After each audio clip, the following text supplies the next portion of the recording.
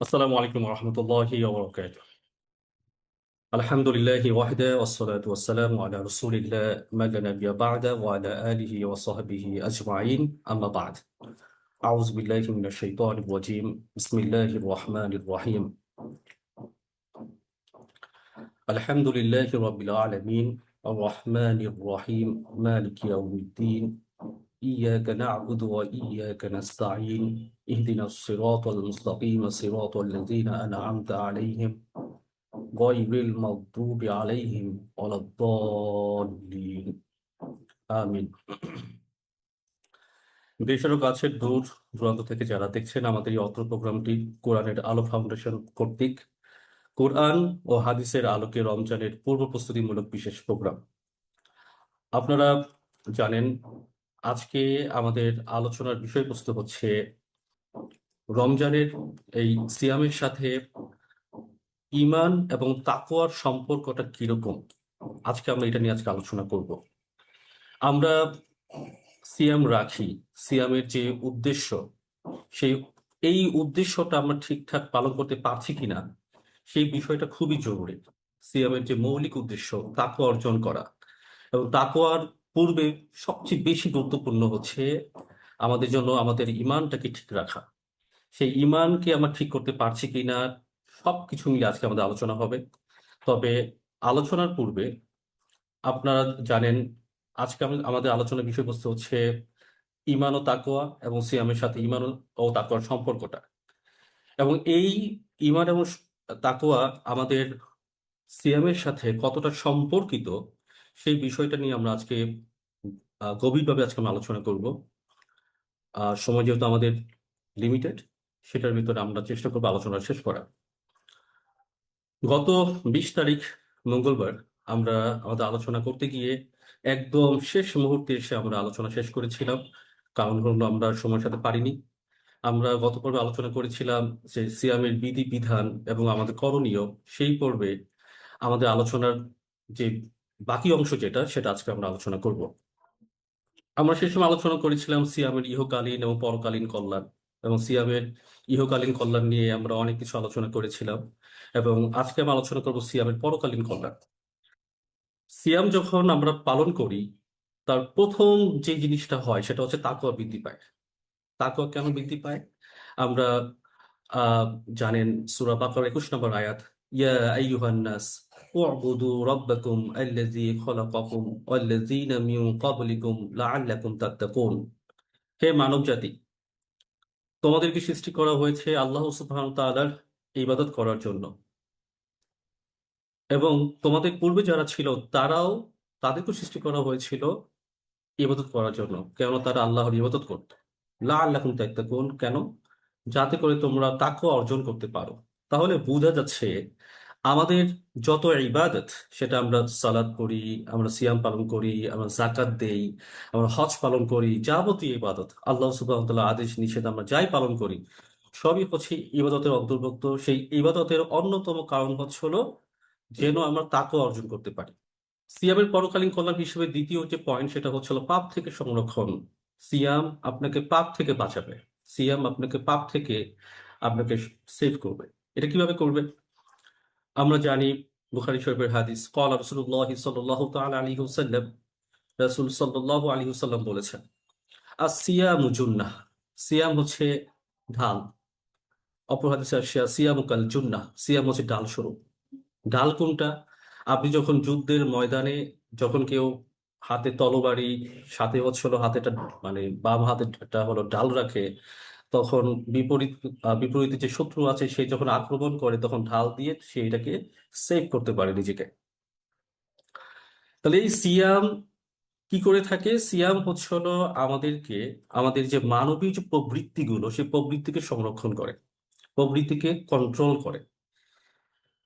আপনার মিথ্যা কথা বলতে ইচ্ছা করে, কিন্তু আপনি যখন চিন্তা করছেন আমি তো সিয়াম পালন করছি একমাত্র আল্লাহ সুবহানাহু ওয়া তাআলার সন্তুষ্টির জন্য, কেউ দেখছে না, তাহলে আমি মিথ্যা কথা বলা যাবে না। আর মিথ্যা কথা এমন একটা গুনাহ, এমন একটা পাপ, যে রাসূল সাল্লাল্লাহু আলাইহি ওয়াসাল্লামকে প্রশ্ন করা হয়েছিল, ইয়া রাসূলুল্লাহ, মানুষ কি জিনাকারী হতে পারে? হ্যাঁ, জিনাকারী হতে পারে, তবে আল্লাহ তাকে ক্ষমা করে দেন যদি সে তওবা করে। ইয়া রাসূলুল্লাহ, মানুষ কি মিথ্যাবাদী হতে পারে? না, মানুষ মিথ্যাবাদী হতে পারে না। একজন মুমিন কখনো মিথ্যাবাদী হতে পারে না। মানুষ বলতে মুমিন, মুমিন কি মিথ্যাবাদী হতে পারে? না, মুমিন কখনো মিথ্যাবাদী হতে পারে না, কারণ মিথ্যাবাদী এমন এক অসত্য যেটা সত্যের উপর বসবাস করে। এই জন্য মিথ্যার কোনোভাবে কোনো স্থান নেই। এবং রাসূল সাল্লাল্লাহু আলাইহি সাল্লামের অন্যতম একটা গুণাবলী ছিল যে 40টা বছর ধরে তিনি যখন মক্কায় ছিলেন, বছরে রাসূল সাল্লাল্লাহু আলাইহি সাল্লামকে একটি বিষয় মানুষের সামনে করা হয়েছে, সেটা সততা। তিনি সত্যবাদী, তিনি কখনো মিথ্যা কথা বলেন না, তিনি বিশ্বস্ত। তো কিন্তু মানুষের চরিত্রে, সেটা মুমিন হোক, সেটা কাফের হোক, সেটা মুশরিক হোক, সে কিন্তু এই মিথ্যা থেকে সে কখনো বের হতে পারে না। তার জীবন মিথ্যা আমরা কেন বলি? কারণ মিথ্যা বললে আমরা সম্মান সেভ হয়, কিছু কিছু জায়গায় মিথ্যা কথা বলে সম্মান সেভ হয় আমরা মনে করি। এবং এই মিথ্যাটা বলা খুবই সহজ। কেউ যদি একটু সুন্দর করে গুছিয়ে বলতে পারে, তার মিথ্যাটা আরো খুবই চমকপ্রদ হয়। এবং আপনি জানেন যে আপনি মিথ্যা কথা বলতে পারেন খুব সুন্দরভাবে, কিন্তু আপনি যখন সিয়াম পালন করছেন, আপনি আল্লাহ সুবহানাহু ওয়া তাআলার সন্তুষ্টির জন্য আপনি এই সিয়াম এই সিয়ামের কারণে আপনি আপনি মিথ্যা কথা বলছেন না। এরকম না যে আপনি সিয়াম পালন করলেই আপনি এই সিয়াম মাসেই আপনি এটা করতে পারবেন।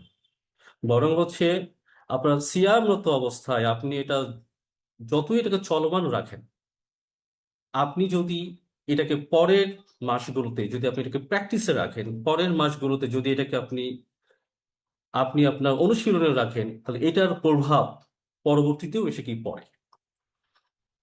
যার কারণে সিয়াম হচ্ছে এমন একটি ইবাদত, যে ইবাদতের মাধ্যমে আমরা পাপ থেকে আমরা সংরক্ষণ নিজে করতে পারি, এবং আমাদের আখিরাতের জীবন যাত্রা সেটাকেও আশা রাখি খুব সুন্দর হবে যদি আমরা সিয়াম মাসে যদি আমরা নিজেদেরকে পাপ থেকে নিজেদেরকে সংবরণ করতে পারি। তৃতীয়ত হচ্ছে আল্লাহর পক্ষ থেকে অসাধারণ পুরস্কার। আমরা জানি যে রাসূল সাল্লাল্লাহু আলাইহি সাল্লাম বলেছেন যে মানুষ যখন, বিশেষ করে কোনো মুমিন যখন সিয়াম পালন করে, তখন আল্লাহ সুবহানাহু ওয়া তাআলা ফেরেশতার যারা আছেন তারা ডেকে বলেন যে ওরা যে সিয়াম পালন করছে ওরা কার জন্য করছে। তখন ফেরেশতারা বলতে থাকে যে এই বান্দারা মূলত আপনার জন্যই তারা সিয়াম পালন করছে। তারা পানাহার মুক্ত, যে সকল বিষয়গুলো হালাল ছিল সেই হালাল থেকেও তারা নিজেদেরকে মুক্ত রেখেছে। একই সাথে যে বিষয়গুলো তারা হারাম, সেই হারাম কাজ থেকেও সে নিজেকে বিরত রেখেছে। তখন আল্লাহ সুবহানাহু ওয়া তাআলা বলেন যে ওরা কি আমাকে দেখেছে কখনো? না, দেখেনি। তাহলে ওরা কি দেখে রোজা রেখেছে? তারা রোজা রাখছে এই কারণে যে তারা ইয়াউমুল আখিরাহ, শেষ দিবসে তারা আপনার সৃষ্টি জাহান্নাম থেকে তারা যেন মুক্তি পায়। তারা কি জাহান্নাম দেখেছে? না, তারা জাহান্নাম দেখেনি। তারা কি জান্নাত দেখেছে? না, জান্নাত দেখেনি। তাহলে তোমরা লিখে রাখো, এইটার পুরস্কার আমি নিজের হাতে দিব। আসিয়ামু লি ফানা আজিবি। এই সিয়ামটা হচ্ছে আমার পুরস্কার, আমি আমার নিজের হাতে দিব। ধরুন আপনি জান্নাতে চলেই গেলেন, তো জান্নাতে যাওয়ার পর আপনার চেয়ে আর পুরস্কার কি হতে পারে? কোরআনে এসেছে যে জান্নাতে এমন একটা জিনিস থাকবে যে জিনিসটির কারণে মানুষের মানে ইচ্ছা আকাঙ্ক্ষা সেটা তো পূর্ণ হবেই, সাথে তোমরা যা চাও না, তোমাদের মনের ভিতরে যা নাই, আল্লাহ সুবহানাহু ওয়া তাআলা সেটাও দিবেন। আমি যদি আপনাকে যদি বলি যে আপনার 1000টা ইচ্ছা আপনি পূরণ করেন, তো 1000টা ইচ্ছা আপনি লিখেন, I guarantee you, you can't do it. আপনি এটা কখনোই 1000 ইচ্ছা আপনি পূরণ করতে পারবেন না। আপনি কি বলবেন? নারী নিয়ে বলবেন, আপনি বাড়ি নিয়ে বলবেন, গাড়ি নিয়ে বলবেন, আপনি সম্পদ নিয়ে বলবেন, 5 থেকে 10 12টা কি আটকে থাকবে?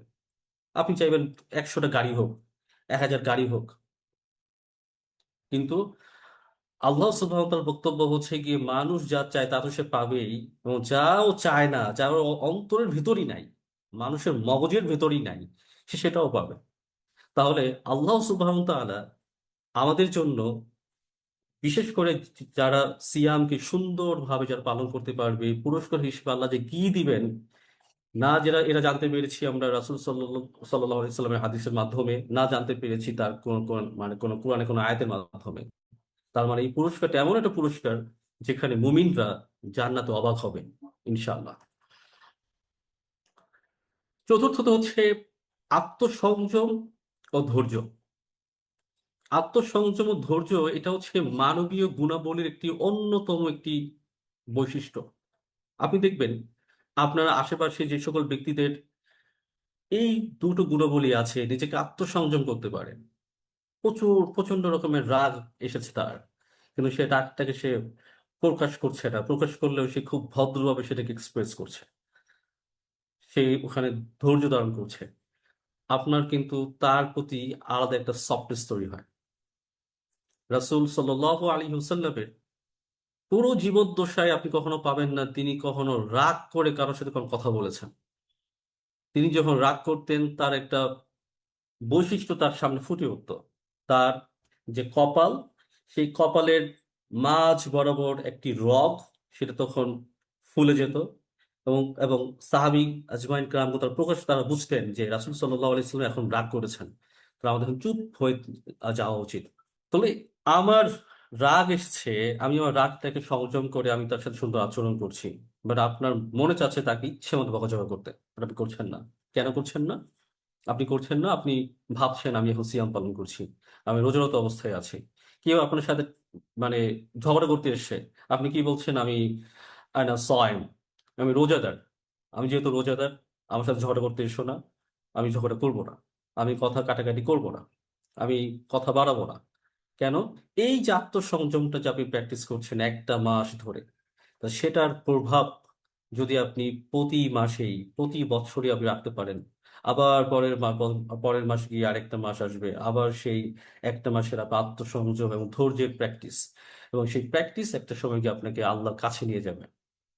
ইমাম শাফি রাহিমাহুল্লাহ তিনি একটা কথা বলতেন, যার ব্যক্তি যার ভেতর ধৈর্য নাই, যার ভিতর আত্মসংযম নাই, সে কখনো আল্লাহর কাছাকাছি মানে আসতে পারে না। কেননা আল্লাহর কাছে আসতে হলে আপনাকে পরিশ্রম করতে হবে। সূরা বালাদ এর 4 নম্বর আয়াত, ওয়ালাকাদ খলাকনাল ইনসানা ফি কাবাদ, নিশ্চয়ই মানুষকে সৃষ্টি করা হয়েছে দুঃখ, কষ্ট, ক্লেশের মধ্য দিয়ে। তাহলে আপনি যদি আল্লাহকেও পেতে চান, আপনাকে দুঃখ, কষ্ট, ক্লেশ এর ভিতর দিয়ে আপনাকে আল্লাহকে খুঁজে পেতে হবে। আরাম আয়েশের মধ্যে আপনি আল্লাহকে খুঁজে পাবেন না। তাহলে এই যে দুঃখ কষ্ট যখন আপনাকে যখন ছেয়ে যাবে, তখনই হচ্ছে ধৈর্য, তখনই হচ্ছে আত্মসংযম। আমার যা ইচ্ছে হয়, আমার যা মন চায়, আমার এই কাজগুলো করা যাবে না। এখানে আপনার সেই ধৈর্যের আপনার বহিঃপ্রকাশ ঘটাতে হবে। পঞ্চমত, রোজাদারদের জন্য রয়েছে বিশেষ জান্নাত। রাসূল সাল্লাল্লাহু আলাইহি ওয়াসাল্লাম বলেন, বিশেষ করে সাহাল ইবনে সাদ রাদিয়াল্লাহু তাআলা আনহু থেকে বর্ণনা করা হয়েছে, قال রাসূলুল্লাহ সাল্লাল্লাহু তাআলা আলাইহি ওয়াসাল্লাম, রাসূল সাল্লাল্লাহু আলাইহি ওয়াসাল্লাম বলেন, জান্নাতে এমন একটি কক্ষ আছে, এমন একটা জান্নাত প্রস্তুত করা হয়েছে যে জান্নাতটা মূলত তাদের জন্য যারা সায়েম, যারা রোজাদার, যারা সিয়াম পালনকারী।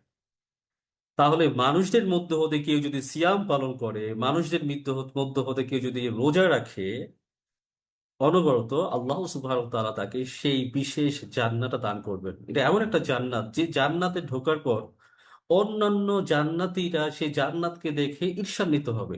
সেই জান্নাত যদি মানে সেই জান্নাতে যদি যেতে পারতাম। আপনার কাছে একটা গাড়ি আছে, আপনি এমন একটা গাড়ি দেখলেন যে গাড়িটা কেনার আপনার বাসনা জেগেছে, আপনি সুন্দর একটা বাড়িতে আপনি থাকেন, খুবই সফিস্টিকেটেড, আপনার ইনগ্রিডিয়েন্টস দিয়ে তৈরি করা, কিন্তু আপনার সামনে আরেকটা বাড়ির প্রস্তাব মানে দেখানো হয়েছে, আপনার বন্ধু বা কেউ একজন ওই বাড়িটা বানিয়েছে, আপনার দেখার পর মনে হয়েছে ওই বাড়িতে তো আরো সুন্দর আমার চেয়ে। তো এই জান্নাত এমন একটা জান্নাত যে জান্নাতকে দেখে জান্নাতীরা পর্যন্ত ঈর্ষান্বিত হবে।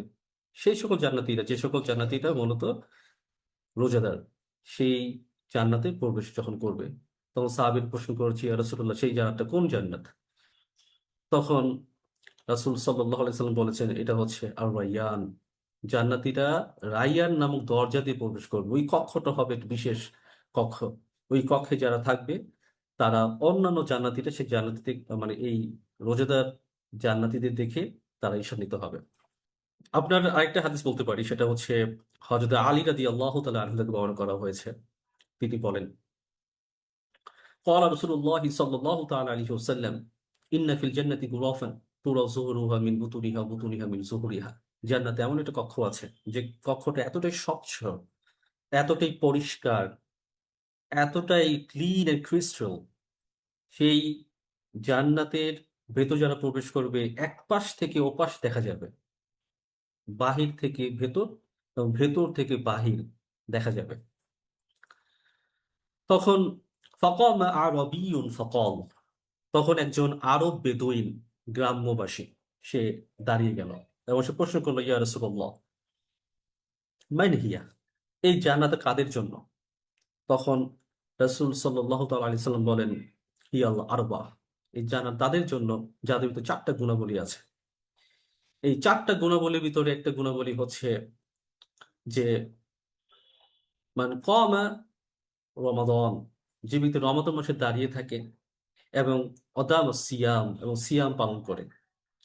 তাহলে যে ব্যক্তি সিয়াম পালন করে এবং সিয়াম মাসে সে কিয়াম করে, দাঁড়ায়, দাঁড়িয়ে দাঁড়িয়ে সে কিরাত পাঠ করে, নামাজ পড়ে, তাহলে এদের জন্য এই জান্নাতটা তৈরি করা হয়েছে। একই সাথে আরো দুটো গুণাবলী আছে। অত আমার তো আম, যে ব্যক্তি মানুষের খাবার খাওয়ায়, খাদ্য খাওয়ায়, তাদের জন্য এই পুরস্কার থাকবে। চতুর্থত হচ্ছে গিয়ে যারা মানুষের কল্যাণ কামনা করে, মানুষের কখন কষ্ট কামনা করে না। আপনার শত্রু কিন্তু কখন আপনি তার কষ্ট কামনা করবেন না, আপনি সবসময় তার কল্যাণ কামনা করবেন। তাহলে এই সকল চারটি বৈশিষ্ট্য যার ভিতরে আছে, সে ব্যক্তি হচ্ছে গিয়ে সেই জান্নাতে প্রবেশ করবে। তো গত পর্বের যে আলোচনা, সিয়ামের বিধিবিধান এবং আমাদের করণীয়, সেই বিষয়টি আজকেই আমাদের আলোচনার পরিসমাপ্তি হলো। এখন আমরা চলে যাচ্ছি আমাদের মূল পর্বে। আজকে যে আমাদের আলোচনা যে পর্ব, সেটি হচ্ছে সিয়ামের সাথে ঈমান ও তাকওয়ার সম্পর্ক। তো প্রথমেই আমরা আগে জানবো ঈমান কি এবং তাকওয়া কি। ঈমান এবং তাকওয়ার সম্পর্কে জানার পর দেন পরবর্তীতে আমরা সিয়ামের সাথে ঈমান এবং তাকওয়ার সম্পর্কটা কিরকম সেই বিষয়ে আমরা একটু জানার চেষ্টা করব। প্রথমেই হচ্ছে ঈমান কি। ঈমান শব্দের আবিধানিক অর্থ হচ্ছে বিশ্বাস করা, নিরাপত্তা দেওয়া, দৃঢ়ভাবে সত্য বলে মেনে নেওয়া।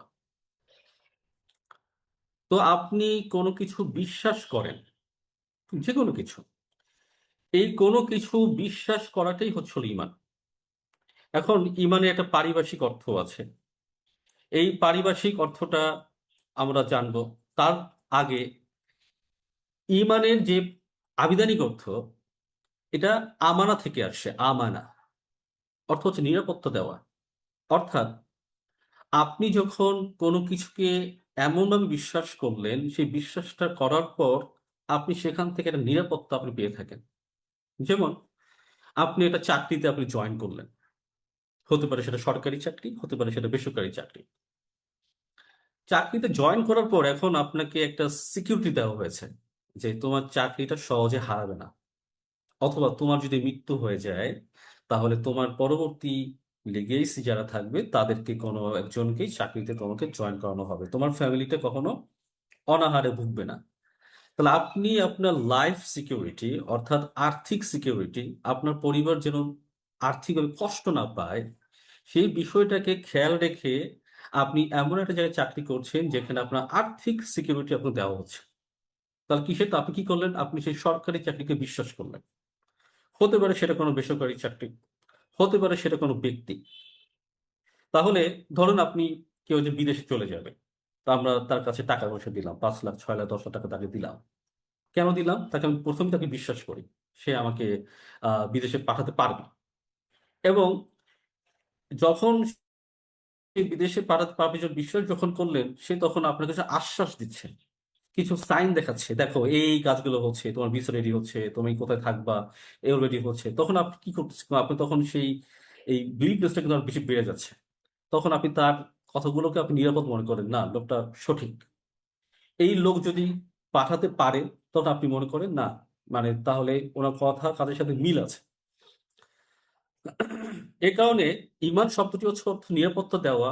এই নিরাপত্তা তখনই আমরা পাই যখন আমরা কিছুকে বিশ্বাস করি, কোনো কাউকে বিশ্বাস করি, কোনো কিছুকে আমরা দৃঢ়ভাবে সত্য বলে আমরা মেনে নেই, তখনই আমরা এই বিশ্বাসটা পেয়ে থাকি।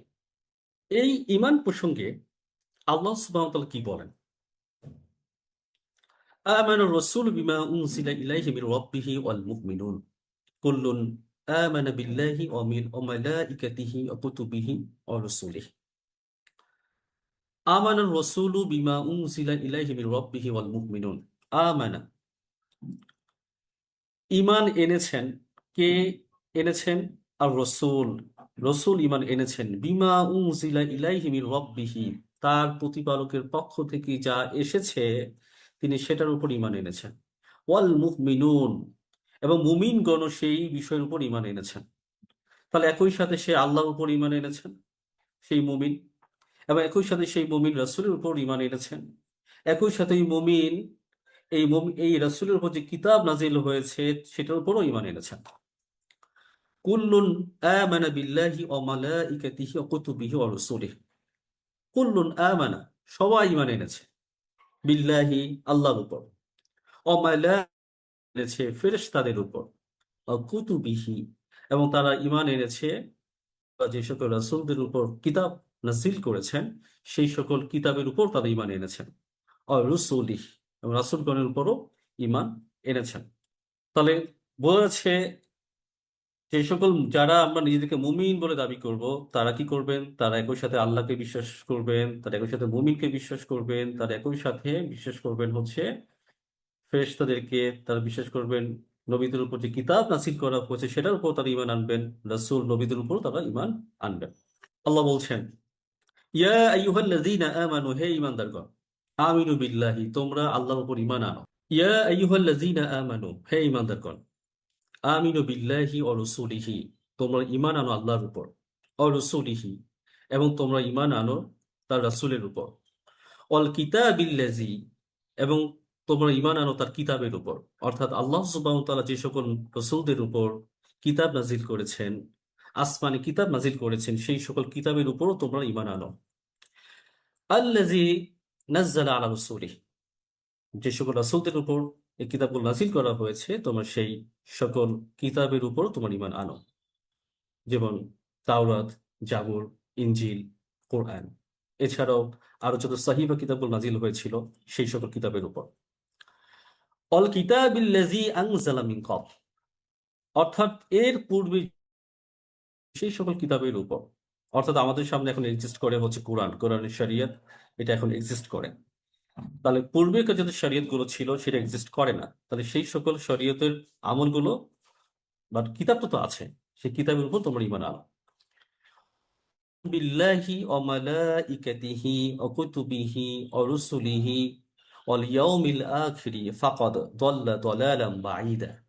ওয়া মাই ইয়াকফুর, যারা অস্বীকার করে, যারা সত্যকে গোপন করে, বিল্লাহি, আল্লাহর উপর, আল্লাহর প্রতি, ওয়া মালাইকাতিহি, ফেরেশতা, কুতুবিহি, তার কিতাবের প্রতি, ও রুসুলিহি, তার রাসূলগণের প্রতি, ওয়াল ইয়াউমিল আখির, এবং শেষ দিবসের প্রতি, পরকালের প্রতি, ফাকাদ দাল্লা দালালাম বাঈদা, এবং তারা হচ্ছে পথভ্রষ্ট, তারা পথভ্রষ্ট, তারা চরমভাবে তার পথভ্রষ্ট।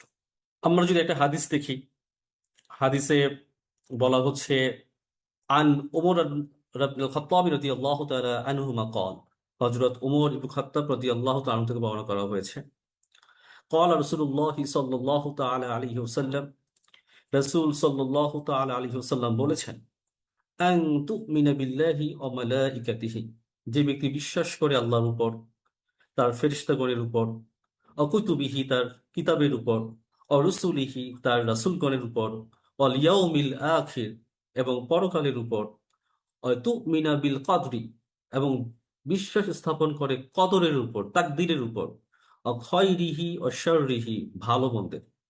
এখন আপনাদের কাছে প্রশ্ন চলে আসতে পারে যে এখানে ঈমানের সাথে আমরা কদর বা তাকদীরটা এখানে কিভাবে আসলো?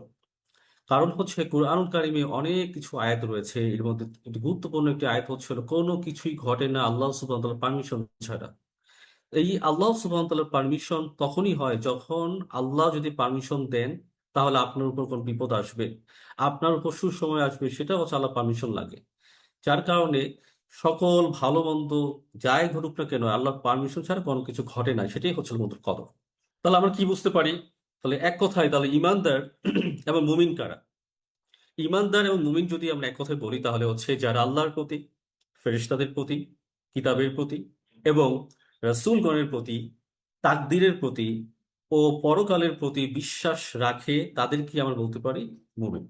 এখন যদি আলোচনায় আসে যে ইমানের মৌলিক উপাদান, যে উপাদানগুলো থাকলে একজন মানুষ মুমিন হয়, সেই মৌলিক উপাদান হচ্ছে তিনটা।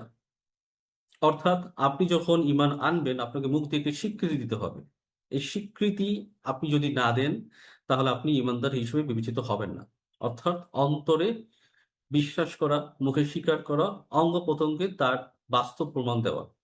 আপনি অন্তরে বিশ্বাস করলেন যে হ্যাঁ, আল্লাহ আছেন, আমি পরকালকে বিশ্বাস করি, জান্নাত জাহান্নাম, ফেরেশতা, আপনার যে সকল নবীরা দুনিয়াতে এসেছেন তাদের উপর যে সকল কিতাব আল্লাহ সুবহান নাজিল করেছেন সব কিছু আমি বিশ্বাস করি, বাট কিন্তু আপনি সেটাকে মুখে স্বীকৃতি দিচ্ছেন না, তাহলে আপনার ইমানের ঘাটতি আছে। এবং আপনি মুখে স্বীকারও করলেন, অন্তরে বিশ্বাসও করলেন, এখন আপনাকে আপনার অ্যাক্টিভিটিস এবং আল্লাহ সুবহান তাআলার সম্পর্কে আপনার যে রেসপন্সিবিলিটিস, আপনার যে দায়িত্ব, সেই দায়িত্বগুলো আপনার অঙ্গ প্রত্যঙ্গে সেটা যখন বাস্তবে প্রমাণ দিবেন তখন সেটা ইমানের আপনার পরিপূর্ণতা ঘটে। তাহলে এই তিনটি বিষয় হচ্ছে ইমানের মৌলিক উপাদান। অর্থাৎ যখন আপনি অন্তরে বিশ্বাস করবেন, মুখে স্বীকার করবেন এবং একই সাথে অঙ্গ প্রত্যঙ্গে তার বাস্তব প্রমাণ দিবেন, তখন হচ্ছে ইমানটা তখন পরিপূর্ণ আকার ধারণ করে। আমরা একটা কোরআন আয়াত দেখতে পারি, যেমন আল্লাহ সুবহানাহু ওয়া তাআলা বলেন, ক্বালাতিল আ'রাবু আমান্না কুল লাম তু'মিনু ওয়ালাকিন কুলু আসলামনা ওয়ালাম্মা ইয়াদখুলিল ঈমানু ফি কুলুবিকুম। ক্বালাতিল আ'রাব, আরব বেদুইনরা, গ্রাম্যবাসীরা তারা বলে, আমান্না, আমরা ঈমান এনেছি, লাম তু'মিনু, আল্লাহ সুবহানাহু ওয়া তাআলা বলছেন, হে নবী আপনি সেই সকল আরব বেদুইন যারা আছেন তাদেরকে জানিয়ে দিন, লাম তু'মিনু, তোমরা ঈমান আনোনি, ওয়ালাকিন, বরং, কৌলু, তোমরা এটা বলো, আসলাম না, আমরা কি করেছি, আমরা আত্মসমর্পণ করেছি, ওয়ালাম্মা ইয়াদখুলিল ঈমানু ফি কুলুবিকুম, এখনো তোমাদের অন্তরে ঈমান প্রবেশ করেনি। এইটা বলার কারণ কি? আপনারা জানেন মক্কা বিজয় যখন হয় তখন অধিকাংশ একটা গ্রুপ তারা ইসলামের ছায়াতলে তারা তারা প্রবেশ করে। এখন যখন তারা ইমানদার, যখন তারা মানে মানে যখন তারা আত্মসমর্পণ করলো, যখন তারা মুসলিম হলো, তখন তারা বলতে লাগলো, হে মুহাম্মদ সাল্লাল্লাহু আলাইহি সাল্লাম, তো ইমান এনেছি, তো আমাদের এখন কি হবে?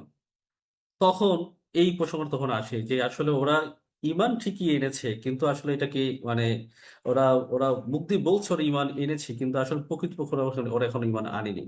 বরং ওরা আত্মসমর্পণ করেছে, ওরা আল্লাহর কাছে নিজেদেরকে স্যারেন্ডার করেছে, আপনার কাছে নিজেকে স্যারেন্ডার করেছে, কিন্তু ওদের অন্তর এখনো ইমানদার এখনো পরিপূর্ণ তা এখনো পায়নি। তাহলে যেটা বললাম যে হয়তো সে অন্তরে স্বীকার করেছে অথবা মুখে স্বীকৃতি দিচ্ছে অথবা অ্যাক্টিভিটিস অথবা সে দেখাচ্ছে, কিন্তু অন্তরে তার কি নেই, লা ইলাহা ইল্লাল্লাহটা ঘাটতি আছে। তাহলে এই ঘাটতি থাকা মানেও আপনি কিন্তু ইমানদার হিসেবে নিজেকে কিন্তু বিবেচিত করতে পারছেন না। ইমানের স্তর, এখন প্রত্যেকটা জিনিসের একটা স্তর আছে। একজন ছাত্র কত মানে এটা কি লেভেলের ছাত্র, ভালো মাপের নাকি নিম্ন মানের নাকি মধ্য লেভেলের, এই যে ছাত্রটা কোন ক্যাটাগরির, একইভাবে ইমানও কিছু ক্যাটাগরি আছে। সেই ক্যাটাগরিকে আমরা ভাগ করতে পারি কোরআনের আলোকে। যেমন আমরা বলতে পারি মৌলিক ইমান, পূর্ণ ইমান এবং উচ্চতর ইমান। মৌলিক ইমান কোনটা? মৌলিক ইমান হচ্ছে জাস্ট আপনি শুধু আল্লাহ সুবহানাহু ওয়া তাআলাকে বিশ্বাস স্থাপন করলেন, পরকাল, আপনার জান্নাত জাহান্নাম, ফেরেশতা, নবী রাসূল, তার উপর কিতাব নাজিল হয়েছে, তাকদীর, এই সকল বিষয়ের উপর যখন আপনি আহ বিশ্বাস রাখলেন, তার মানে হচ্ছে আপনার ইমানটা একদম মৌলিক লেভেলে আছে। যেমন আমরা দেখতে পাচ্ছি সূরা বাকারা 136 নম্বর আয়াত, আল্লাহ সুবহানাহু ওয়া তাআলা বলেন যে কুলু, তোমরা বলো, আমান্না বিল্লাহি, আমরা ঈমান এনেছি, ওমা উনজিলা ইলাইনা, আমাদের উপর যা নাজিল করা হয়েছে, ওমা উনজিলা ইলা ইব্রাহিম ওয়া ইসমাঈল ওয়া ইসহাক ওয়া ইয়াকুব, এবং ইব্রাহিম, ইসমাইল, ইসহাক ও ইয়াকুব আলাইহিস সালাম, এদের উপর যে সকল মানে যা নাজিল করা হয়েছে অর্থাৎ সাহিফা, সেই সকল বিষয়ের উপর তোমরা ঈমান আনো, ওয়াল আসবাতি ওমা উতিয়া মূসা ওয়া ঈসা ওমা উতিয়ান নাবিয়্যুনা মির রাব্বিহিম, এবং এছাড়াও অন্যান্য নবী যারা আছে, যে মুসা আলাইহিস সালাম, ঈসা আলাইহিস সালাম, অন্যান্য নবীদের উপর যা নাজিল করা হয়েছে সেটার উপর আমরা ঈমান আনলাম, লা নুফাররিকু বাইনা আহাদিন মিনহুম, এবং আমরা কারো মাঝে, নবীদের মাঝে রাসূলদের মাঝে কোনো প্রকার পার্থক্য তৈরি করি না। তাহলে এই পর্যায়ের ইমানটা আমরা বলতে পারি সেটা হচ্ছে একটা মৌলিক ইমান, যে ইমানটা না থাকলে আপনাকে ইমানদার বলাই যাবে না। দ্বিতীয়ত বলতে পারি হচ্ছে পূর্ণ ইমান। আপনার ইমানটা কখন পূর্ণ হবে? ইন্নামাল মুমিনুনা আল্লাযীনা ইযা যুকিরাল্লাহু ওয়াজিলাত কুলুবুহুম ওয়া ইযা তুলিয়াত আলাইহিম আয়াতুহু যাদাতহুম ঈমানা। ইন্নামাল মুমিনুনা, মুমিন তো তারাই, আল্লাযীনা যারা, ইযা যুকিরাল্লাহ, যখন তাদের সামনে আল্লাহ সুবহানাহু ওয়া তাআলা কোনো আয়াত বা আল্লাহকে নিয়ে স্মরণ করা হয়, কুলুবুহুম অজিলাত কুলুবুহুম, তাদের অন্তর কেঁপে ওঠে। ওয়া ইযা তুলিয়াত আলাইহিম আয়াতুহু, যখন তাদের সামনে আল্লাহ সুবহানাহু ওয়া তাআলা আয়াতগুলোকে পাঠ করা হয়, যাদাতহুম ঈমানা, তখন তাদের ঈমান বেড়ে যায়। ওয়া আলা রাব্বিহিম ইয়াতাওয়াক্কালুন, আর তারা তাদের রবের উপরই তারা কি করে? তারা হচ্ছে ভরসা করে। আল্লাযীনা ইউকিমুনাস সালাতা, এবং যখন তারা তাদের রবের উপর যখন তারা ভরসা করে, তাদের ঈমান বেড়ে গেল, তখন তাদের অ্যাক্টিভিটিস, মানে অ্যাক্টিভিটিস চলে আসে। অ্যাক্টিভিটিস কি? আল্লাযীনা ইউকিমুনাস সালাহ, তখন তারা সালাত আদায় করে, সালাত প্রতিষ্ঠা করে। অমিম্মা রাযাকনাহুম ইউনফিকুন, এবং তাদেরকে আমি যে সম্পদ দান করেছি সেই সম্পদ তারা ব্যয় করে। উলাইকা হুমুল মুমিনুনা হাক্কা, এবং তারাই হচ্ছে মূলত প্রকৃতপক্ষে তারা মুমিন। আমরা যদি দেখি উচ্চতর ইমান, উচ্চতর ইমান হচ্ছে এমন একটি পর্যায় যখন একজন মানুষ আল্লাহ সুবহানাহু ওয়া তাআলার ভয়, ভালোবাসা, ভরসা এমন স্তরে পৌঁছায় যেখানে সে গুনাহ করবে, এই গুনাহ করার চিন্তা সে করতে পারে না। এবং বড় গুনাহ তো দূরের কথা, গুনাহ হওয়ার সম্ভাবনা রাখে, সেটার কারণে সে ছোট ছোট হালাল কাজও সে নিজের জন্য সে নিজেকে হারাম করে নেয়। অর্থাৎ আমি ওই কাজটা হালাল কিন্তু সে জানে, কিন্তু সে ভয় করছে এইটা যদি আমি করি তাহলে আমার মনে হয় আমার একটা, মানে গুনাহ হয়ে যাওয়ার সম্ভাবনা আছে। তখন সে এটাকে পরিত্যাগ করা শুরু করে, অর্থাৎ আমি কাজগুলো করব না।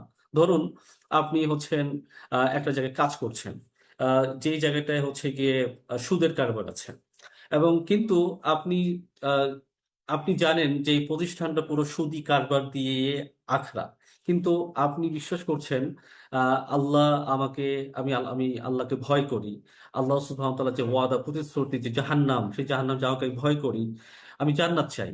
তো আমি এই যেখানে এরকম সন্দেহ আছে যে আমার ইনকামটা হারাম হয়ে যায় কিনা, তো এই হারাম হওয়ার ভয়ে আপনি কাজটা ছেড়ে দিলেন, বা আপনি অন্য একটা কাজের, আপনি আপনি অন্য একটা কাজের জন্য আপনি নিজেকে পার্সিউ করলেন। তাহলে তাহলে দেখা যাচ্ছে কি, যদিও কাজটা আপনার জন্য হারাম ছিল না, আসলে আপনি ওই কাজটাকে আপনি নিজের জন্য ভয় পাচ্ছেন।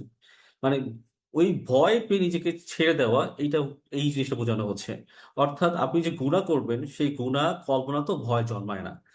তাহলে এই জিনিসটাকে বলা হয় মূলত হচ্ছে আপনার ইমানের উচ্চতর পর্যায়। যেমন আমরা একটা কোনো আয়াত দেখতে পারি, ইয়া আইয়ুহাল্লাযীনা আমানু ইত্তাকুল্লাহা হাক্কা ইত্তাকুল্লাহ ওয়াল তানজুর নাফসুম মা কদ্দামাত লিগাদ। হে ঈমানদারগণ, তোমরা আল্লাহকে ভয় করো। তো আল্লাহ সুবহানাহু ওয়া তাআলার ভাষাটা দেখেন, আল্লাহ প্রথম বলছেন হে ঈমানদারগণ, তারপর তিনি বলছেন তোমরা আল্লাহকে ভয় করো। তারপর তিনি বলছেন অল তানজু নাফসুম মা কদ্দামাত, সে আগামী দিনের জন্য কি পাঠিয়েছে, কি পাঠাচ্ছে, সেই জন্য এই বিষয়টা নিয়ে চিন্তা করে, সেই জন্য এই বিষয়টা দেখে নেয় ভালো মতো। অর্থাৎ আপনি দুনিয়াতে আল্লাহ সুবহানাহু ওয়া তাআলা পাঠিয়েছেন, অর্থাৎ আপনার কি প্রতিটা কর্ম আপনার কিন্তু আল্লাহর কাছে যাচ্ছে, সেটা ভালো হোক খারাপ হোক। তো আপনি আপনার লাইফ নিয়ে কনসিয়াস কিনা, প্রত্যেকটা কর্ম নিয়ে আপনি কনসিয়াস কিনা, প্রত্যেকটা আপনার কর্ম আপনার হচ্ছে ইম্প্যাক্টফুল কিনা, আপনার প্রত্যেকটা কর্মের পেছনে আল্লাহ সুবহানাহু ওয়া তাআলার সন্তুষ্টি আছে কিনা, এই বিষয়গুলো আপনি খেয়াল করছেন কিনা, সেটা হচ্ছে বিবেচ্য বিষয়। প্রত্যেকটা ব্যক্তি যেন সে দেখে নেয় সে আগামী দিনের জন্য সে কি পাঠাচ্ছে। তাহলে এই পর্যায়ে যখন আপনি চলে যাবেন, আপনি প্রত্যেকটা বিষয়ে আপনি কনসিয়াস, তার মানে হচ্ছে আপনার ইমান এখন বর্তমানে উচ্চতর পর্যায়ে আছে। আমরা এখন আলোচনা করব তাকওয়া। তাকওয়া কি আসলে? তাকওয়া শব্দটি আরবি হিসেবে তো আমরা সবাই জানি, যেটা মূলত ওয়াকা থেকে এসে, যার মূল অর্থ হচ্ছে নিজেকে রক্ষা করা, বাঁচিয়ে রাখা, বা ঢাল তৈরি করা। আপনি নিজেকে সেভ করবেন, নিজেকে আপনি সংরক্ষণ করবেন। এখন নিজেকে আপনি কিভাবে সংরক্ষণ করবেন? যেমন কোরআনে এসেছে ফাত্তাকুন নার আল্লাতী ইয়াকুদুহান নাস ওয়াল হিজারাহ। ফাত্তাকুন নার, তোমরা সেই আগুন থেকে বাঁচো, আল্লাতী ওয়াকুদুহান নাস ওয়াল হিজারা, যার জ্বালানি হবে মানুষ ও পাথর। অর্থাৎ আল্লাহ সুবহানাহু ওয়া তাআলা আমাদেরকে এই যে ভয় করতে বলছেন, এই ভয়টা মূলত সেই ভয় যেটা হচ্ছে আল্লাহ সুবহানাহু ওয়া তাআলার প্রতিশ্রুতি। ফাত্তাকুন নার, তোমরা সেই জাহান্নামকে ভয় করো। আল্লাতী ইয়াকুদুহান নাস, যেখানকার জ্বালানি হবে হচ্ছে মানুষ। আল হিজারা, পাথর। সাধারণত পাথর আগুনে পড়ে না, সেটা আগুনকে যদি পাথরকে যদি আগুন দিয়ে জাল দেওয়া মানে আগুনে যদি পোড়ানো হয় সেটা ফেটে যায়। তাহলে সেই পাথর হবে হচ্ছে গিয়ে জাহান্নামের আপনার জ্বালানি। তাহলে এই শব্দটা তাহলে কি বোঝা যাচ্ছে? অর্থাৎ আপনাকে জাহান্নাম থেকে নিজেকে বাঁচাতে হবে। আল্লাহ সুবহানাহু ওয়া তাআলা যে ওয়াদা, যে প্রতিশ্রুতি, সেখান থেকে আপনাকে বাঁচাতে হবে। তাহলে আমরা কি বলতে পারি? যারা তাকওয়া অর্জন করে ও দুনিয়াতে পরকালের ব্যাপারে তারা হচ্ছে আহ সচেতন, এবং একই সাথে তারা তাদের প্রত্যেকটা কর্মের ব্যাপারে তারা হচ্ছে ওয়াকিফল, তাদেরকে আমরা বলতে পারি তারা হচ্ছে মূলত মুত্তাকি। এক কথা আমরা কি বলতে পারি? পরকালের প্রতি প্রবল বিশ্বাস, আল্লাহর ভয় ও সচেতনতা নিয়ে এমন জীবন যাপন করা যাতে তার আদেশ পালন করা হয় এবং তার নিষেধ থেকে নিজেকে রক্ষা করা হয়, এটাই হচ্ছে তাকওয়া। এবং যারা পালন করে তারাই মুত্তাকি। পরকালের প্রতি প্রবল বিশ্বাস। এখন বিশ্বাস তো বললেই হইতো, আসলে মানুষ মুখ দিয়ে যখন বলে আল্লাহকে বিশ্বাস করি, তারা আসলে আল্লাহকে বিশ্বাস করে না। এটি হচ্ছে বাস্তবতা। সূরা ইউসুফের 106 নম্বর আয়াত আল্লাহ সুবহানাহু ওয়া তাআলা বলছেন যে অমা ইউমিনু আকসারুহুম বিল্লাহি ইল্লা ওয়া হুম মুশরিকুন, অধিকাংশ লোক ঈমান আনা সত্ত্বেও তারা মুশরিক। তারা ঈমান এনেছে, তারা বলছে যে আমি আল্লাহর উপর ঈমান এনেছি, কিন্তু তারা আসলে ঈমানদার না। হয়তো তার হচ্ছে মুখে ঘাটতি, তার অন্তরে ঘাটতি, অথবা তার কর্মে তার ঘাটতি রয়েছে। তাহলে আপনাকে এই বিশ্বাসটা থাকতে হবে প্রবলভাবে, না আল্লাহ আছেন, আপনার জান্নাত আছেন, ফেরেশতা আছেন, আপনার নবীদের উপর কিতাব নাজিল করা হয়েছে। এই সকল প্রতিটা বিষয়ের উপর আপনার এই বিশ্বাসটা একটু থাকা যাবে না, প্রবলভাবে থাকতে হবে। আল্লাহর ভয় এবং সচেতনতা। আপনি যখন ভয় করবেন তখন আপনার ভিতরে কনসিয়াসনেস তৈরি হবে। আপনার সিইও যে কাজ করতে আপনাকে বলে আপনি তখন এই কাজগুলো করেন, যখন সেই কাজের ব্যাপারে আপনি সচেতন থাকেন, আপনি আপনার সিইও কে ভয় পান, আপনার সিইও কে আপনাকে ধমক দেয় কিনা, আপনাকে তার কাজের ব্যাপারে জবাবদিহি করতে চায় কিনা, তখন আপনি কিন্তু ভয় পান, এবং তখন আপনি আপনার তার কাজের ব্যাপারে সচেতন থাকেন। তাহলে আল্লাহর ভয় এবং সচেতনতা নিয়ে এমন জীবন যাপন করা যাতে করে আপনি তার আদেশ পালন করেন এবং তার নিষিদ্ধ থেকে নিজেকে আপনি সেভ রাখবেন। আল্লাহ যে আদেশ করেছেন, তোমরা সিয়াম পালন করো, জাকাত দাও, হজ পালন করো, তোমরা সলাত কায়েম করো, আপনি এগুলো পালন করবেন। তোমার গীবত করো না, তোমার মানুষের পরনিন্দা করো না, তোমার মানুষের পরচর্চা করো না, তোমরা তোমরা মানুষের দোষ খুঁজে বেরিয়েও না। তো এই যে নিষেধগুলো যেগুলো আছে, তোমরা সুদ খেও না। তাহলে এই সকল বিষয়গুলো থেকে আপনি নিজেকে যখন সেভ করতে পারবেন, এটাই হচ্ছে তাকওয়া। এবং যারা এই তাকওয়াটা করতে থাকেন, যারা এটা পালন করেন, তারাই হচ্ছে মূলত মুত্তাকি। তাহলে মুত্তাকি কারা? তা মুত্তাকিদের তো আমরা একটা ব্রডলি একটা সংজ্ঞাটা পড়লাম, কিন্তু এই মুত্তাকিদের বৈশিষ্ট্যকে আমরা দুভাগে ভাগ করতে পারি। একটা হচ্ছে বিশ্বাস কেন্দ্রিক, আর একটা হলো দায়িত্ব কেন্দ্রিক। তাহলে মুত্তাকিদের বৈশিষ্ট্য হচ্ছে দুই ক্যাটাগরিতে বিভক্ত। একটা হচ্ছে বিশ্বাস কেন্দ্রিক, আর একটা হলো দায়িত্ব কেন্দ্রিক। তো এটাকে আমরা একটা কোরআনের আয়াত দিয়ে আমরা বিষয়টাকে মূল্যায়ন করতে পারি। দেখেন, লাইসাল বিররা আন তুওয়াল্লু উজুহাকুম কিবালাল মাশরিকি ওয়াল মাগরিব, কোনো পুণ্য নেই, কোনো নেকি নেই, আং তুওয়াল্লু, তোমরা যেদিকেই তোমাদের, অজু হাকুম, তোমরা ফিরাও না কেন তোমাদের মুখমণ্ডল, কিবালাল মাশরিকি ওয়াল মাগরিব, হোক সেটা পূর্ব দিক হোক সেটা পশ্চিম দিক, ওয়ালাকিন্নাল বিররা, বরং তোমাদের পুণ্য রয়েছে, তোমাদের নেকি রয়েছে, মান আমানা বিল্লাহি, তোমরা যখন বিশ্বাস করো আল্লাহর উপর, ওয়াল ইয়াউমিল আখির, এবং পরকালের উপর তোমরা বিশ্বাস স্থাপন করো, ও মালাইকাতিহি, এবং তোমার নবী এবং তোমার ফেরেশতাদেরকে তোমরা বিশ্বাস করো, ওয়াল কিতাবি, এবং কিতাবের উপর তোমরা বিশ্বাস স্থাপন করো, ওয়ান্নাবিয়িন, এবং তোমার নবীদেরকেও তোমরা বিশ্বাস করো, ও আতাল মালা আলা হুব্বিহি যাবিল কুরবা ওয়াল ইয়াতামা ওয়াল মাসাকিনি ওয়াবনাস সাবিল, ওয়াবনাস সাবিলি ওয়াসাইলিনা ওয়া ফির রিকাব। তো কি বলা হচ্ছে? যারা তাদের সম্পদকে ব্যয় করে নিজের ভালোবাসার সত্ত্বেও, আত্মীয় স্বজন, তাহলে কি বলা হচ্ছে? আলা হুব্বিহি যাবিল কুরবা, নিকটস্থ আত্মীয় স্বজনদেরকে যারা কিনা টাকা, তাদের সম্পদ ব্যয় করে, ইয়াতিমদেরকে ব্যয় করে, অল মাসাকিন, দরিদ্র লোকদেরকে ব্যয় করে, অবনিস সাবিল, যারা পথচারী, যারা মুসাফির, তাদের পিছনে ব্যয় করে, অসাইলিন, যখন কেউ আপনার কাছে সাহায্য চায়, যখন কেউ আপনার কাছে হাত বাড়িয়ে দেয় সাহায্যের জন্য, তখন তাদেরকেও সে সাহায্য করে। অফিউরি কব, এবং দাস মুক্তির জন্য সে যখন ব্যয় করে। ও আকামা সলাতা, যখন সে সলাত কায়েম করে। ওয়াতা যাকা, যখন সে যাকাত আদায় করে। ওয়াল মুফুনা বিআহদিহিম ইযা আহাদু, এবং যখন সে কোনো অঙ্গীকার করে তখন সে অঙ্গীকার পূরণ করে। আস-সাবিরিনা ফিল বাসাই ওয়াদ দাররাই ওয়া হিনাল বাস, কষ্ট দুঃখ যাই আসুক না কেন সে তখন সেটার উপর ধৈর্য ধারণ করে। উলাইকা আল্লাযীনা সাদাকু, এবং সেই সকল লোকেরা হচ্ছে গিয়ে সাদিক, সেই সকল লোকেরা হচ্ছে সত্যবাদী। ওয়া উলাইকা হুমুল মুত্তাকুন, এবং সেই সকল লোকেরাই হচ্ছে হলো মুত্তাকি। তাহলে আমরা দেখতে পাচ্ছি যে আল্লাহ সুবহানাহু ওয়া তাআলা বলছেন উলাইকা আল্লাযীনা সাদাকু, অর্থাৎ উপরোক্ত যে গুণাবলীগুলো যা আমরা বললাম এতক্ষণ, সেই সকল গুণাবলী যার মধ্যে থাকবে তারা হচ্ছে সাদিক, তারা হচ্ছে অরিজিনাল সত্যবাদী। এবং তারাই, সেই সকল সত্যবাদীরাই হচ্ছে মূলত আল্লাহ ভীরু, এবং সেই সকল সত্যবাদী ব্যক্তিরাই হচ্ছে মূলত আল্লাহকে ভয় করে থাকেন, নিজেদেরকে সচেতন ভাবে নিজেদের লাইফটাকে পার করে দেন দুনিয়াতে। তাহলে এই আয়াতে আমরা কি পাচ্ছি? দেখবেন এই আয়াতে আমরা দুটো অংশ পাচ্ছি। কোনো পুণ্য নাই, কোনো নেকি নেই, তোমাদের মুখ পূর্ব পশ্চিম যেদিকে তোমরা ফিরাও না কেন, সেই নেকি হচ্ছে মূলত সেদিকে যখন তোমরা আল্লাহর উপর বিশ্বাস স্থাপন করবা, যখন তোমার শেষ দিনের উপর, ফেরেশতাদের উপর, কিতাব সমূহের উপর ও নবীদের উপর ঈমান আনবে, তখনই হচ্ছে তোমাদের তোমাদের হলো নেকি আসবে, পূর্ণতা আসবে। তাহলে দেখেন এই এই অংশটুকু হয়ে গেল আপনার বিশ্বাস কেন্দ্রিক, এটা আপনার ঈমানের সাথে রিলেটেড। এখন আপনাকে কি করতে হবে? আপনাকে এখন হচ্ছে হলো ভালো মানুষ হতে হবে। আপনি যদি ভালো মানুষ না হন, আপনি কিন্তু ঈমানটা পরিপূর্ণ পাবেন না। আর এই ভালো মানুষ হওয়ার জন্যই দরকার হচ্ছে আপনাকে ভালো মুসলিম হওয়া। অর্থাৎ আপনি আপনার আল্লাহ সকল আদেশ নিষেধকে আপনি তার কাছে নিজেকে স্যারেন্ডার করে দিলেন।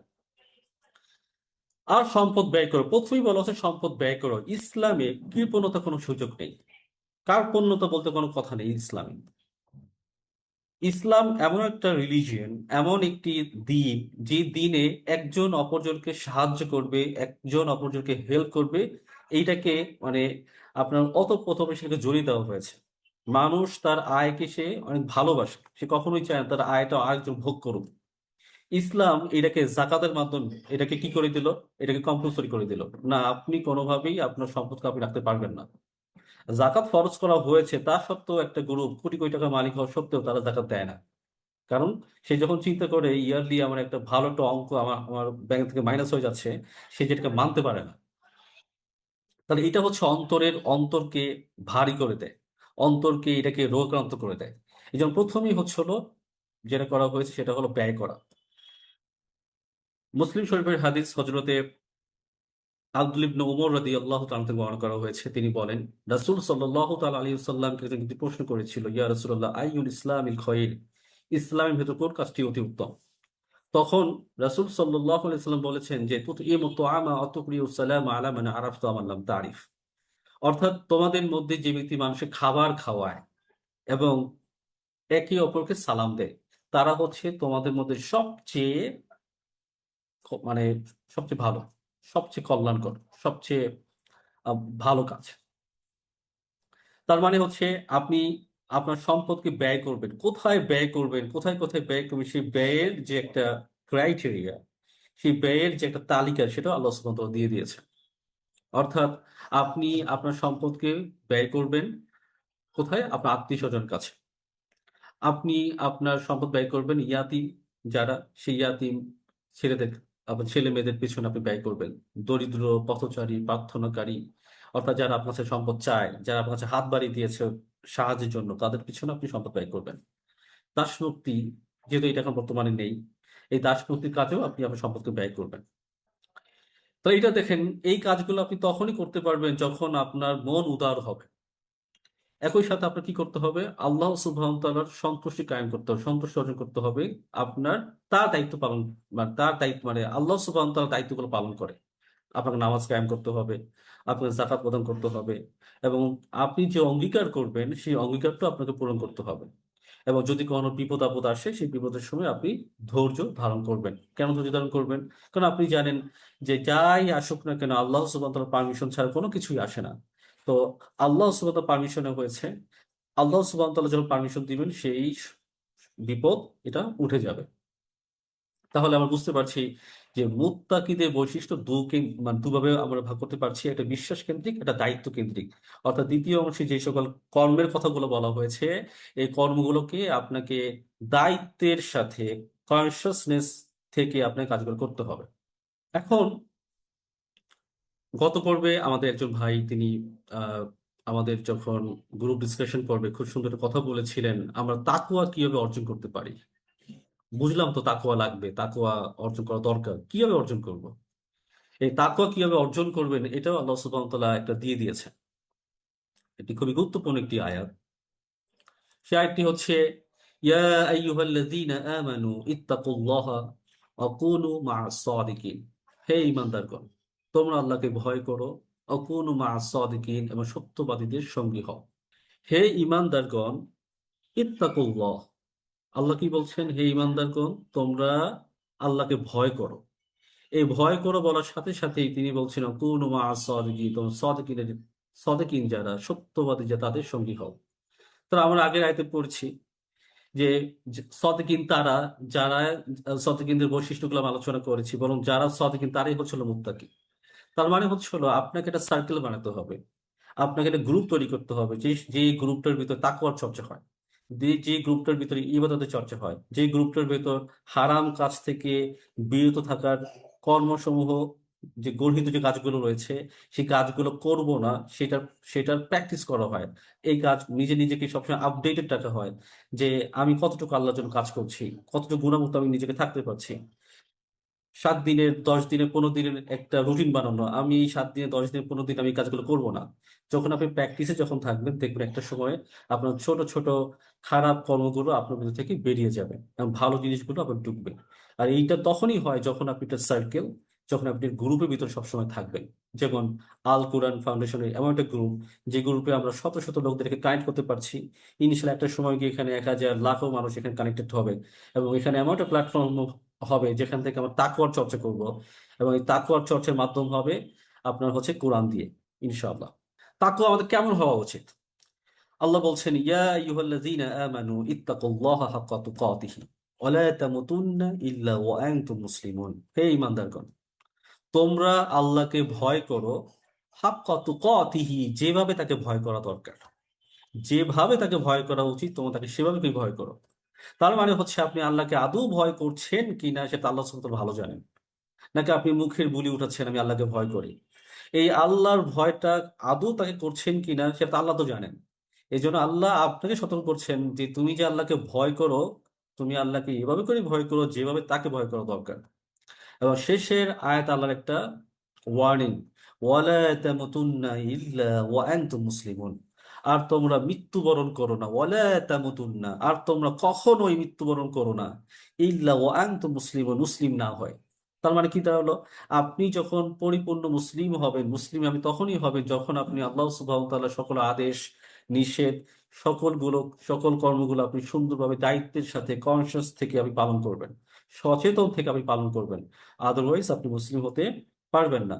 এই জন্য বলা হচ্ছে ওয়ালা তামুতুন্না ইল্লা ওয়া আনতুম মুসলিমুন, আর তোমরা মুসলিম না হয়ে তোমরা মৃত্যুবরণ করো না। আর যখন আপনি বলবেন মুসলিম, আপনি একজন ভালো মানুষ, দুনিয়ার বুকে আপনি একজন ভালো মানুষ। তাকওয়ার মূল বিষয়, তাকওয়ার মূল বিষয় যদি আমরা বলি তাহলে আমাদেরকে বুঝতে হবে তাকওয়া হচ্ছে এমন একটি বিষয় যেখানে আল্লাহ দেখছেন, এই সচেতনতা, এই বোধটা সবসময় আপনার ভিতরে থাকা দরকার। এবং সব সময় আল্লাহকে খুশি করার চেষ্টা, আমার কর্ম কি আল্লাহকে সন্তুষ্ট করছে, আমার কর্ম কি আল্লাহকে খুশি করছে, সেই বিষয়ে সবসময় নিজেকে সজাগ রাখা। এবং গুনাহ থেকে আত্মরক্ষা করা, অর্থাৎ কোনোভাবেই যেন গুনাহ যেন আপনাকে স্পর্শ না করে, সেই দিকে সবসময় খেয়াল রাখা। তাহলে আমরা তাকওয়ার মৌলিক উপাদানে যদি কথা বলি তাহলে তাকওয়ার মৌলিক উপাদান হলো 4টা। এক নম্বর হচ্ছে ঈমান। যদি আমরা আগের আলোচনাগুলো যদি আমরা রিপিট করি, ঈমান আল্লাহর প্রতি দৃঢ় বিশ্বাস, আনুগত্য, অর্থাৎ আপনার ফরজ এবং ওয়াজিব কাজ আল্লাহ সুবহানাহু ওয়া তাআলা যা আমাদের উপর বাধ্য করেছেন সেই কাজগুলো করা। একই সাথে আপনার সংযম এবং আত্মসংযম, দুটোকেই আপনি নিজেকে কন্ট্রোল করবেন, আপনি এটাকে নিয়ন্ত্রণ করবেন। সংযম কোনটা? হারাম ও সন্দেহজনক বিষয় থেকে দূরে থাকা। আপনি জানেন না হারাম, বাট আপনার এটা প্রয়োজন, বা আপনি বুঝতে পারছেন এটা হারাম, আপনি চেষ্টা করবেন সেই হারাম কর্ম থেকে নিজেকে সবসময় বিরত রাখা। আপনার কাছে সন্দেহ হচ্ছে এই কাজটা কি হালাল নাকি হারাম, সন্দেহ হচ্ছে, কোনো আপনি আপনার অন্তরে স্বস্তি পাচ্ছেন না, তখন আপনি এই কাজটা থেকেও আপনি নিজেকে বিরত রাখবেন। আত্মসংযম, নাফসের খায়েশ দমন করা। ওই যে যেটা বললাম, মন যা চায়, আমার মন চায় কাউকে কোনো বেগান নারীর দিকে তাকিয়ে তাকিয়ে দেখা, আমার মন চায়, মানে যা মন চায়, আমার মন চাচ্ছে মিথ্যা কথা বলা, এই মন চাইলে এটা করা যাবে না, আপনাকে ওই সময় আত্মসংযম করতে হবে। এই ঈমান, আনুগত্য, সংযম, আত্মসংযম, এই চারটি বিষয়ের উপাদানে রয়েছে তাকওয়ার একটা শেপ, তাকওয়ার একটা স্ট্রাকচার তখন দাঁড়িয়ে যায়। আমরা তাকওয়া কেন অর্জন করব? তাকওয়া আমরা এই জন্য অর্জন করব, তাকওয়া হচ্ছে ইবাদতের মূল উদ্দেশ্য। আমি শুরুতে আলোচনা করেছি যে সূরা বাকারার 21 নম্বর আয়াত, ইয়া আইয়ুহান নাস, হে মানব জাতি, উবুদু, তোমরা ইবাদত করো, রব্বাকুম, তোমরা তোমাদের প্রতিপালকের, আল্লাযী খলাকাকুম, যিনি তোমাদেরকে সৃষ্টি করেছেন, ওয়াল্লাযীনা মিন ক্বাবলিকুম লাআল্লাকুম তাত্তাকুন, তোমাদের পূর্বে যারা ছিল তাদেরকে সৃষ্টি করেছেন কেন? লাআল্লাকুম তাত্তাকুন, যেন তোমরা তাকওয়া অর্জন করতে পারো। তো আমরা অলরেডি আগে যেহেতু এটা আলোচনা হয়েছে যে আমাদের ইবাদতের মূল উদ্দেশ্য হচ্ছে যেন আমরা নিজেদেরকে জাহান্নাম থেকে যেন নিজেকে বাঁচাতে পারি। আর জাহান্নাম থেকে বাঁচাতে হলে দুনিয়াতে আপনাকে আল্লাহর প্রতি এবং তার সৃষ্টির প্রতি কনসিয়াস এবং সচেতন থাকতে হবে। তাকওয়াবান লোকেরা হচ্ছে আল্লাহর কাছে সম্মানিত। কোরআনে এসেছে, ইন্না আক্রামাকুম ইনদাল্লাহি আতকাকুম, ইন্নাল্লাহা আলিমুন খবীর, নিশ্চয়ই আল্লাহর কাছে সেই ব্যক্তি সম্মানিত যে কিনা অধিক বেশি তাকওয়াবান। এবং কে বেশি তাকওয়াবান এটা তো আল্লাহ সুবহানাহু ওয়া তাআলা সবচেয়ে বেশি ভালো জানেন, এবং তিনি এই ব্যাপারে তিনি খবর রাখেন। আমল ও দোয়া কবুলের জন্য তাকওয়া প্রয়োজন। আল্লাহ বলছেন, ইন্নামা ইয়াতাকাব্বালুল্লাহু মিনাল মুত্তাকিন, যখন কোনো ব্যক্তি, কোনো ব্যক্তি যখন আমল করে, সেই আমলটাই মূলত আল্লাহ সুবহানাহু ওয়া তাআলা কবুল করেন। তা আল্লাহর কাছে কবুলিয়াত, আপনি যদি আমলকে, আপনি যদি আপনার কর্মকে কবুল করাতে চান, আপনার তাকওয়া থাকা অতীব জরুরি। এবং যখন আপনি তাকওয়াবান হবেন, আল্লাহ সুবহানাহু ওয়া তাআলা আপনার সকল মানে কাজগুলোকে সুন্দর করে দিবেন। যদি আপনার খারাপ কাজ থাকে, খারাপ কোনো বিষয় থাকে, সেটাও তিনি সহজ করে দিবেন, সেটাও তিনি ভালো করে দিবেন। একই সাথে আপনার গুণাগুলোকে ক্ষমা করে দিবেন। ইয়া আইয়ুহাল্লাযীনা আমানু, হে ঈমানদারগণ, ইত্তাকুল্লাহ, তোমরা আল্লাহকে ভয় করো, ওয়াকুলু কাওলান সাদীদা, এবং তোমরা সত্য কথা বলো। ইউসলিহ লাকুম আ'মালাকুম, ইউসলিহ লাকুম আ'মালাকুম, তোমরা যদি সত্য কথা বলো, তোমরা যদি তাকওয়া অর্জন করো, তাহলে তিনি তোমাদের কাজগুলোকে, কর্মগুলোকে, আমলগুলোকে সংশোধন করে দিবেন। ওয়ায়াগফির লাকুম যুনুবাকুম, এবং তোমাদের গুনাহসমূহগুলোকে ক্ষমা করে দিবেন। তাকওয়াবান হলে আর কি পাবেন? তাকওয়াবান যখন আপনি হবেন, তখন আপনার আল্লাহ সুবহানাহু ওয়া তাআলা আপনার সকল সমস্যাকে সমাধান করে দিবেন, আবার রিজিকের ব্যবস্থা করে দিবেন। কোরআনে এসেছে, ওমায়াত্তাকিল্লাহা ইয়াজআল লাহু মাখরাজা ওয়া ইয়ারযুকহু মিন হাইসু লা ইয়াহতাসিব, যে ব্যক্তি আল্লাহকে ভয় করে, আল্লাহ তার উত্তরণের পথ দেখিয়ে দেন। আপনি কোনো বিপদে পড়েছেন, এই বিপদ থেকে আল্লাহ আপনাকে উদ্ধার করবেন।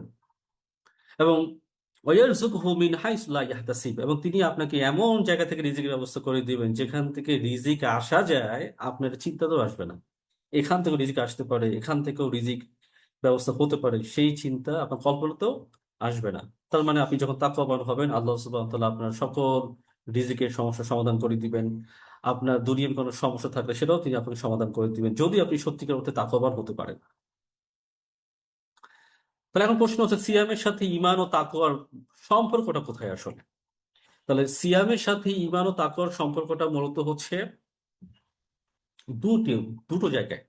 যখন আপনি মানে সিয়াম পালন করবেন, একই সাথে সেই সিয়াম আপনার ঈমানকে শক্তিশালী করবে। একই সাথে সেই সিয়াম আপনার তাকওয়ার অনুশীলন বৃদ্ধি করাবে, তাকওয়ার অনুশীলন করাবে। তাকওয়া কিন্তু প্র্যাকটিসের জিনিস। তাকওয়া কিন্তু এরকম না যে এটাকে ইনসার্ট করে দিলাম, এখন আপনার কালকে থেকে তাকওয়া বেড়ে গেছে। আপনাকে প্রতিনিয়ত তাকওয়ার চর্চা আপনাকে চালিয়ে যেতে হবে। আপনি আপনি যত বেশি আপনি তাকওয়াকে প্র্যাকটিস করবেন, তাকওয়া তত বেশি বাড়তে থাকবে। তো আমাদের আহ সময় স্বল্পতার কারণে কিছু কথা ছিল, এটাকে আমরা আপাতত এখানে আমরা সমাপ্ত টানছি। ইনশাআল্লাহ আমাদের নেক্সট মঙ্গলবার এটাকে নিয়ে আমরা বাকি আলোচনা করবো ইনশাআল্লাহ।